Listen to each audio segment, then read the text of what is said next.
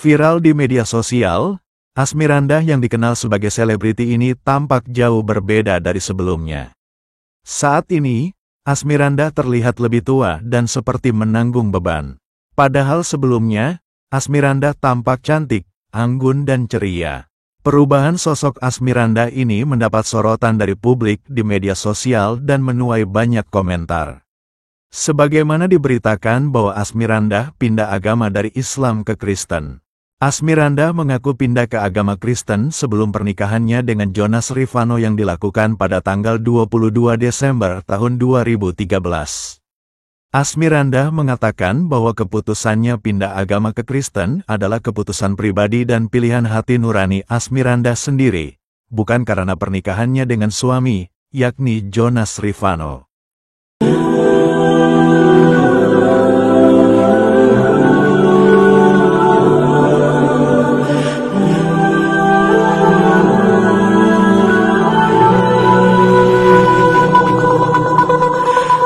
Dan puji Tuhan saudara, kalau saya disuruh bersaksi, sebenarnya saya lebih senang menyebutkan ini adalah sharing tentang kebaikan Tuhan dalam hidup saya.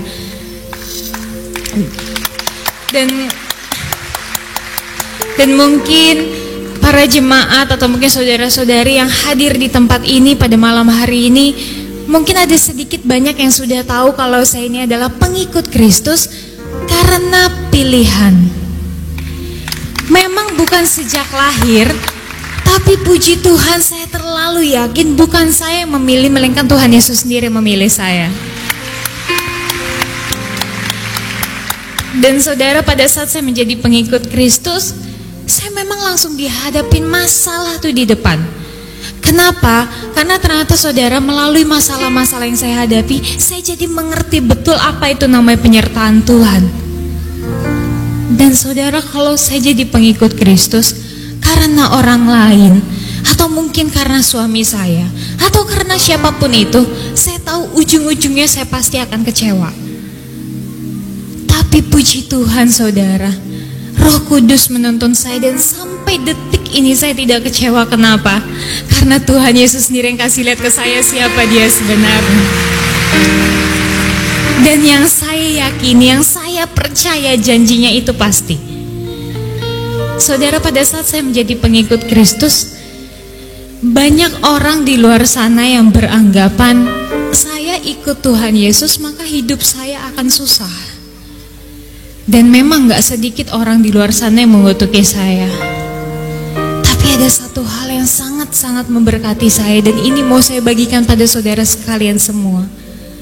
Saya terlalu yakin, saya terlalu percaya Tuhan saya ahli mengubah kutuk menjadi berkat yang setuju pada saya berikan kemuliaan bagi Tuhan.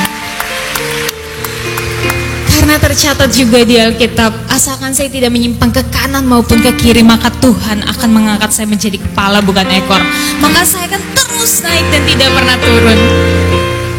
Dan hal ini yang membuat saya sangat-sangat merasa bersyukur, karena saya bisa bertemu dengan satu-satunya pribadi yang bisa menjamin masa depan saya, yaitu Tuhan Yesus Kristus. Kesaksian Asmirandah yang pindah agama dari Islam ke Kristen sungguh sangat jauh berbeda dengan pandangan para pendeta yang mendapat hidayah Islam dan para mualaf. Para mantan Kristen ini justru menolak keyakinan yang mengakui Yesus sebagai Tuhan dan Juru Selamat manusia. Masya Allah, wanita cantik asal Illinois, Amerika ini mantap memeluk Islam. Semoga istiqomah selalu saudaraku.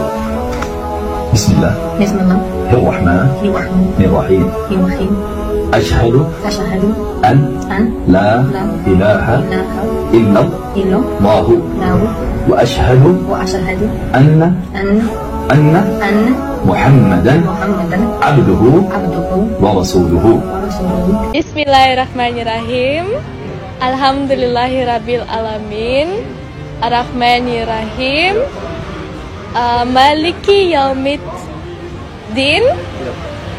Ya na'budu wa iyyaka nasta'in.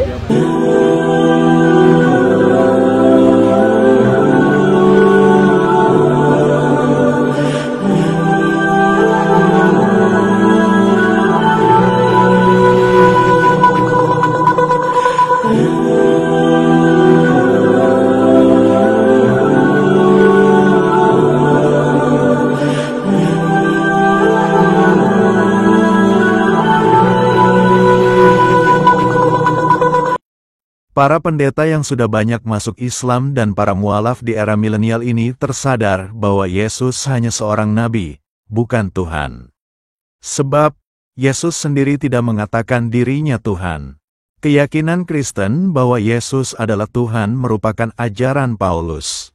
Agama Kristen juga diciptakan oleh Paulus, bukan diciptakan oleh Yesus. Jelas kiranya bahwa semua nabi dan rasul itu diutus oleh Tuhan yang sama, yakni Allah Subhanahu wa Ta'ala. Mereka juga mengajarkan agama yang sama, yakni Islam yang mengajarkan ajaran tauhid.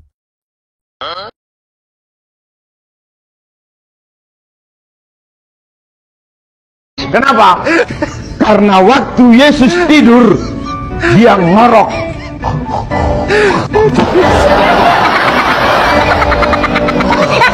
Ini manusia biasa kayak kita, butuh tidur. Ini bukan Tuhan. Di tempat lain Yesus melakukan mujizat, kayaknya ini Tuhan. Halo? Besoknya Yesus makan dengan lahap. Ya, ini manusia biasa kayak kita. Cara makannya sama dengan kita, makanan favoritnya sama dengan kita. Ini bukan Tuhan, ini manusia biasa. Coba saya tanya, apa makanan favorit Yesus? Ikan goreng. Ternyata yang bilang Yesus Tuhan itu adalah Paulus, bukan Yesus sendiri. Kalau kita baca dalam Injil Markus pasal 12 ayat 28 dan 29, ternyata Yesus sendiri mengatakan Tuhan itu adalah Allah. Yang Esa itu ada dalam Alkitab yang sudah dibaca oleh Pak Insan tadi. Lalu siapa yang mengatakan Yesus Tuhan? Itu Paulus ternyata. Semestinya Yesuslah yang lebih berhak mengatakan kalau dia Tuhan. Dalilnya di mana? Dalam Kisah Para Rasul pasal 2 ayat 36. Jadi seluruh kaum Israel harus tahu dengan pasti bahwa Allah telah membuat Yesus yang kamu salibkan itu menjadi Tuhan dan Kristus. Ya? Siapa yang mengatakan Yesus Tuhan? Paulus. Kemudian dalam kitab Filipi pasal 2 ayat 11. Dan segala lidah mengaku Yesus Kristus adalah Tuhan bagi kemuliaan Allah Bapa. Nah, dia yang mengatakan itu Paulus. Sekarang timbul pertanyaan, Paulus itu siapa? Paulus itu bukan muridnya Yesus, bukan sahabatnya Yesus, bukan pengikut Yesus, tapi Paulus itu adalah musuhnya Yesus. Jadi ketika saya tahu kebenaran ini, saya mundur dulu dari gereja. Kemudian tanya ke jemaat, dikasih tahu di belakangnya ada rumah kos. Ya, saya pindah ke kos di situ, di belakang rumahnya itu. Itu pun jemaat nggak tahu bahwa saya sebenarnya sudah semacam bahasa Jawanya itu ancang-ancang ya. Persiapan untuk totalitas meninggalkan. Setelah di situ, karena saya nggak aktif di gereja, nah ganti saya dikunjungi oleh jemaat. Biasa yang mengunjungi jemaat. Kembali ya sekarang persoalan. Ya. Sekarang berbalik, jemaat mengunjungi saya, pendetanya nggak ke gereja. Jadi saya butuh 1 tahun untuk tidak ke gereja. Karena biasa hari Minggu kalau nggak ibadah, itu rasanya bersalah, mengkhianati Tuhan gitu. Jadi latihan untuk tidak, bagaimana lepas, untuk tidak menyebut Yesus Tuhan juga sulit. Untuk menyebut Yesus gitu nggak berani gitu. Bagaimana menghilangkan perasaan-perasaan itu hingga sampai 1 tahun. Setelah 1 tahun saya merasa lepas, barulah saya memutuskan untuk bersyahadat. 2 syahadat. Jadi jangan syahadat. C5 juga syahadat, tapi cuma satu. Syahadatain, syahadat pada Allah, dan yang kedua syahadat Rasul itu tadi. Nah, setelah saya bersyahadat, pas eventnya itu buka bersama ya di salah satu masjid, dipimpin oleh Bapak Ketua KUA waktu itu. Saya bersama 3 orang ya, juga seorang misi semua. Kemudian keluarga tuh mulai juga nggak enak ya. Sebagai seorang ayah yang tadinya jadi panutan diikuti, tahu-tahu keyakinannya berbeda. Ya, saya menawarkan ke istri saya untuk 1 tahun latihan tidak bergereja. Akhirnya dituruti sama istri saya. Nah korbannya anak saya. Anak saya 2 masih di gereja semua, diolok-olok sama temannya. Bapakmu murtad, bapakmu murtad. Nah jelaskan, murtad itu keluar dari kegelapan. Jadi itu agak supaya emosinya itu nggak meledak. Berarti gereja itu gelap dong. Ya, karena yang mengatakan murtad itu warga gereja. Kalau dia katakan murtad dari gereja berarti keluar dari kegelapan, ya berarti gereja itu gelap. Setelah 1 tahun istri saya mulai berani memulai Islam. Itu pun ada kejadian lucu ya, pas Idul Fitri ya.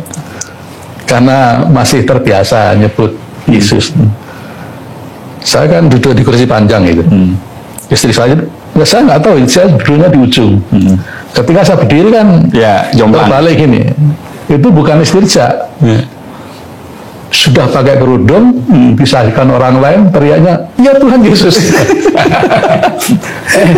Kamu sudah pakai kerudung ya? Disaksikan orang ya? Nggak ada orang. Ya, ada orang menyaksikan mungkin nggak perhatian. Yang keluar itu apa? Istirjanya. Istirjanya belum terbiasa innalillahi itu belum. Itu kejadian lucu. Jadi emang suasana keluarga emang nggak enak. Nggak perlu saya ceritakan. Ada pertikaian, ya pasti ada pertikaian. Nah, ketika saya menganjurkan penghargaan, anak-anak saya dalam pialanya piagamnya itu diselamatkan semua. Karena tahu dokumen-dokumen saya sudah saya anjurin ngerti gitu. Saya dulu saya anjurkan tak pakai bukti ya. Saya setelah terjun di dunia dakwah itu, kenapa saya anjurin karena waktu itu belum ada ya flash disk itu belum ada waktu itu.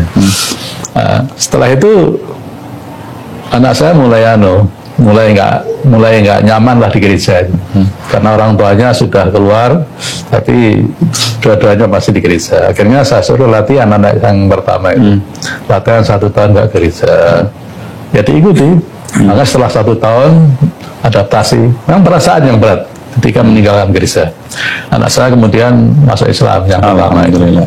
Yang lama itu adiknya setelah 5 tahun. Kenapa 5 tahun? Untuk memutus mata rantai pertemanan. Itu putusnya ketika masuk perguruan tinggi.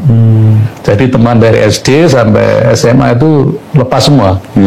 Nah, maka setelah masuk perguruan tinggi baru minta disadarkan. Lingkungan baru ya.